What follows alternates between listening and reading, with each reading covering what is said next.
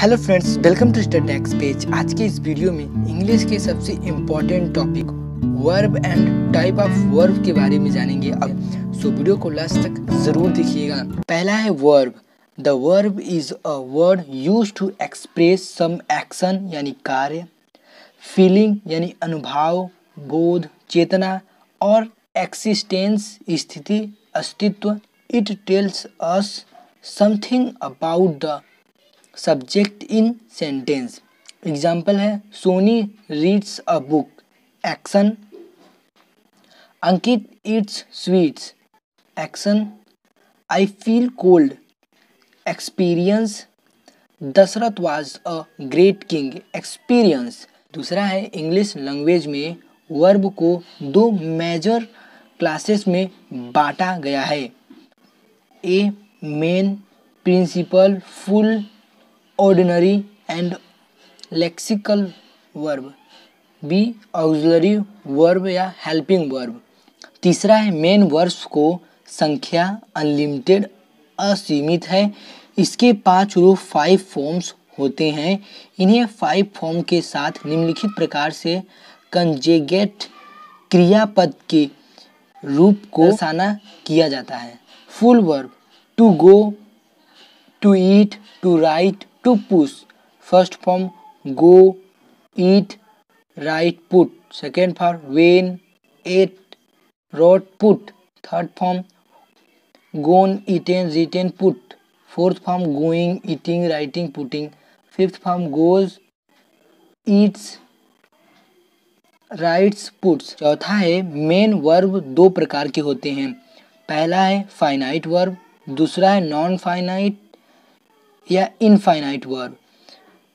पहला देखते हैं finite verb. A finite verb is that which in limited to the number, person and tense of its subject.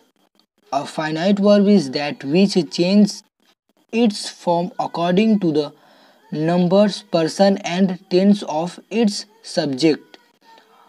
A finite verb is that which agrees with the number, person and tense of its subject. Finite verb का अर्थ है limited, सीमित, यानी finite verb वह है जो subject के number, वचन और पर्सन पुरुष और टेंस काल के अनुसार अपने को लिमिटेड या रजिस्ट्रेटेड रखता है। दूसरे शब्दों में हम कह सकते हैं कि फाइनाइट वर्ब अपने सब्जेक्ट के नंबर, पर्सन और टेंस के साथ चेंज कर जाता है या अपने सब्जेक्ट के नंबर, पर्सन और टेंस के साथ एग्री रहता है। एग्जाम्पल्स है I am teacher, he is a student, they are player, you are singer। ऊपर दिए गए सेंटेंस में am, is तथा are फाइनाइट वर्ब है क्योंकि ये वर्ड्स अपने सब्जेक्ट्स के नंबर, पर्सन के साथ लिमिटेड है। दूसरी भाषा में हम कह सकते हैं कि ये वर्ड्स अपने सब्जेक्ट्स के नंबर और पर्सन के अनुसार अपने फॉर्म को चेंज कर लेते हैं या अपने सब्जेक्ट के नंबर, पर्सन के साथ एग्री रहते हैं। बी है नॉन फाइनाइट वर्ब। और non finite verb is that which is not limited to the number, person and tense of its subject. और non finite verb is that which does not change its form according to the number, person and tense of its subject. A non-finite verb is that which does not agree with the person। non-finite का अर्थ होता है जो सीमित नहीं हो, यानी non-finite verb वह है जो अपने सब्जेक्ट के नंबर, पर्सन और टेंस के साथ लिमिटेड या रजिस्ट्रेटेड नहीं रहता हो, यानी जो अपने सब्जेक्ट के नंबर, पर्सन या टेंस के अनुसार अपने फॉर्म को चेंज नहीं करता हो या उसके साथ एग्री नहीं रहता है। निम्नलिखित सेंटेंसेस को देखिए। He wants to learn English, they want to learn English. ऊपर के सेंटेंस में वांट, वांट्स और want फाइनाइट वर्ब है, जबकि to learn non finite verb है। To learn non finite verb इसलिए है क्योंकि यह अपने सब्जेक्ट के नंबर और पर्सन के साथ एग्री नहीं रहता, यानी different subject I, he and they के साथ उसका सेम फॉर्म टू लर्न ही रहता। इसे टू लर्न को इनफाइनाइट कहते हैं।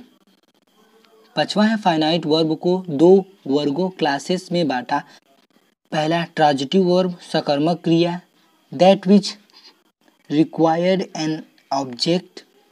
दूसरा है इंट्रोजिटिव वर्ब अकर्मक क्रिया, that which required not object. पहला देख लेते हैं transitive verb. A transitive verb is a verb that denoted an action which passes over from doer or subject to an object. निम्नलिखित सेंटेंसों को देखें। Rani sang a song, he wrote a letter, Chinku like sweet. ऊपर के तीनों sentences में तीन अलग अलग वर्ब्स क्रमशः sang, wrote एंड like का प्रयोग किया गया है। इन वर्ब्स के ऊपर डिनोटेड एक्शन का फल फ्रूट ऑफ द एक्शन केवल सब्जेक्ट्स रानी, ही और चिंकू पर ही नहीं पड़ता, बल्कि अन्य शब्द सॉन्ग, लेटर एंड स्वीट पर भी पड़ता है। यानी वर्ब्स द्वारा डिनोटेड एक्शन डेयर या सब्जेक्ट को तो प्रभावित करते ही हैं, साथ ही ऑब्जेक्ट सॉन्ग, लेटर और स्वीट को भी प्रभावित करते हैं। अतः sang, wrote तथा likes ट्रांजिटिव वर्ब हुए। दूसरा intransitive verb. An intransitive verb is a verb that denoted an action which does not pass over to an object और that does not require an object. निम्नलिखित sentences को देखो। Guddu laugh, dog bark, bird fly. ऊपर के तीनों sentences में तीन अलग अलग वर्ब्स क्रमशः लॉफ, डार्क और फ्लाई का प्रयोग किया गया है। इन वर्ब्स के द्वारा डिनोटेड एक्शन का फल सब्जेक्ट से ही आरंभ होता है और इसी सब्जेक्ट पर पढ़कर समाप्त हो जाता है। अतः लॉफ, डार्क और फ्लाई ट्रांजिटिव वर्ब हुए। Linking and non linking verb. Linking verb और नॉन लिंकिंग वर्ब एक विशेष प्रकार के कनेक्शन या डिस्कनेक्टेड संबंध या अलगाव को व्यक्त करते हैं। जैसे कि इनके नाम से ही स्पष्ट है, लिंक शब्द का अर्थ है connection. To link, to connect, linking, that which connected, not linking, that which does not connect. इसे भली भांति समझाने के लिए नीचे दिए गए एग्जाम्पल को ध्यान देकर पढ़ें। Column A, column B.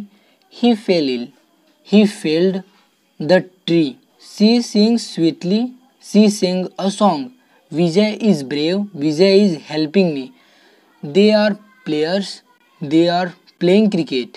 पहला कॉलम ए के उपयुक्त वर्ब फेल, सिंग्स, इज और आर के बाद सब्जेक्टिव कॉम्प्लीमेंट का प्रयोग हुआ है। दूसरा है कॉलम बी के प्रयुक्त वर्ब के बाद उसके ऑब्जेक्ट्स हैं। सी है कॉलम ए के प्रयुक्त वर्ब्स का कनेक्शन केवल उनके सब्जेक्ट्स से है। दूसरे भाषा में हम कह सकते हैं कि ये वर्ब्स केवल अपने पूर्ववर्ती सब्जेक्ट से ही लिंक्ड कनेक्टेड हैं या केवल सब्जेक्ट को ही प्रभावित करते हैं, अतः ये लिंकिंग वर्ब हैं।